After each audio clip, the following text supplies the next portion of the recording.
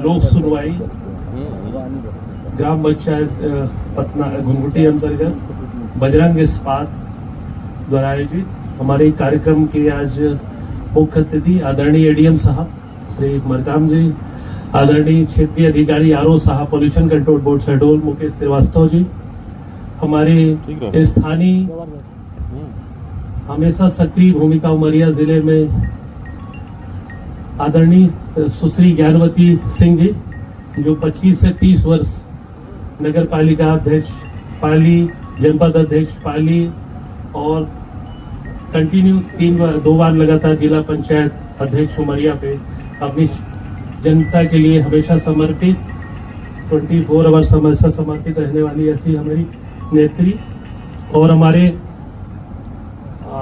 जनपद उपाध्यक्ष पाली के आदरणीय श्री अभय सिंह जी उपाध्यक्ष, आदरणीय श्री पवन मिश्रा जी, पत्रकार बंधु श्री राहुल मिश्रा जी, हमारे अरुण त्रिपाठी जी और अभिषेक मिश्रा जी, केशव नायक जी और ग्राम पंचायत के हमारी महिलाएं, आप सभी का मैं अपनी ओर से बहुत बहुत स्वागत अभिनंदन करता हूं।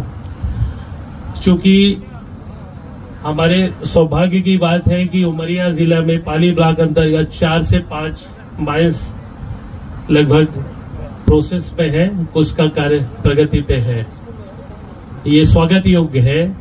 पर मैं एडीएम साहब को बार बार निवेदन पूर्वक ये कहना चाहता हूं और अपने आरओ साहब को कि जिन शर्तों के आधार पे कोल ब्लॉक जिन शर्तों के आधार पे आवंटित होती है उसका परिपालन पूर्णतः 100% होना चाहिए। जो शर्तें हैं कोल ब्लॉक कोल मिनिस्ट्री की, एनवायरमेंट की और स्थानीय जो भी और भी मुद्दे हैं उसका परिपालन 100% होना चाहिए।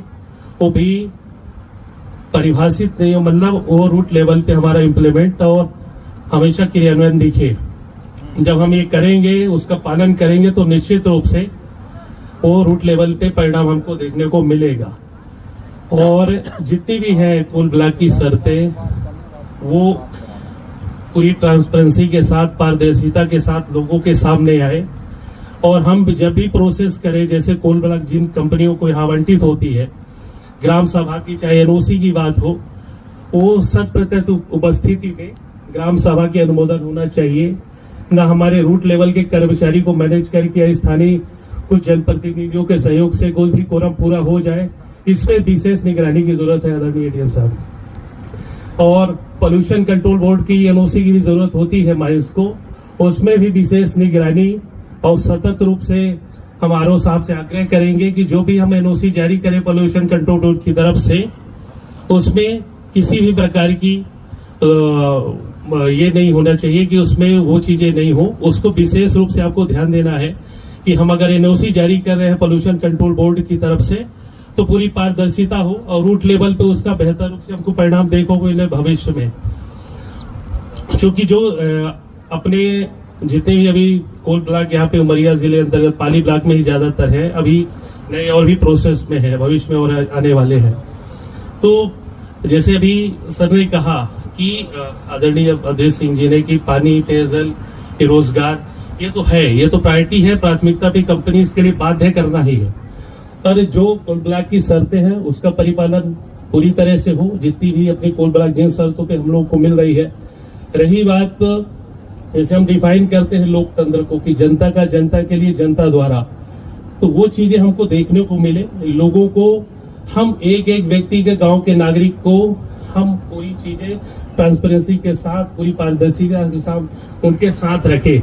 एक दो लोगों को इन्वॉल्व करके हम लोग आगे नहीं बढ़ सकते हैं, इस बात का विशेष ध्यान रखें। क्योंकि हमने अभी कई बातें प्रशासन के सामने रखी है, उस समय समय पे रखते रहेंगे।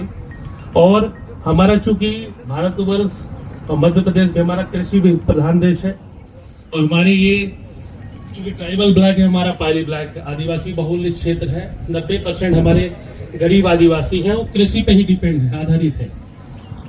तो उनको एजुकेशन के आधार पे, क्वालिफिकेशन के आधार पे उनको अवसर दिया जाए और उनको जो भी भविष्य में नौकरी दे कंपनी, मुआवजा भी जो भी गाइडलाइन है कोल मिनिस्ट्री की, उसको उचित मुआवजा उनको दिया जाए जिनका भूमि अधिग्रहण हो, प्रभावित क्षेत्र प्रभावित लोगों को तो दूसरा, रोजगार के लिए उनको प्रायोरिटी में कंपनी के थ्रू नौकरी दी जाए। बारंबार हम ये क्वेश्चन और प्रश्न उठाते रहेंगे। आज हम मंच के माध्यम से बोल रहे हैं, पर इसको हम सतत रूप से रखेंगे। सरकार से भी पूछेंगे हम। अभी जो एमओयू साइन हुआ है कोल ब्लॉक की, वो शर्त हमारे पास है, वो शर्तों के आपको पूरा करना पड़ेगा भविष्य में। इस बात को विशेष ध्यान रखिएगा।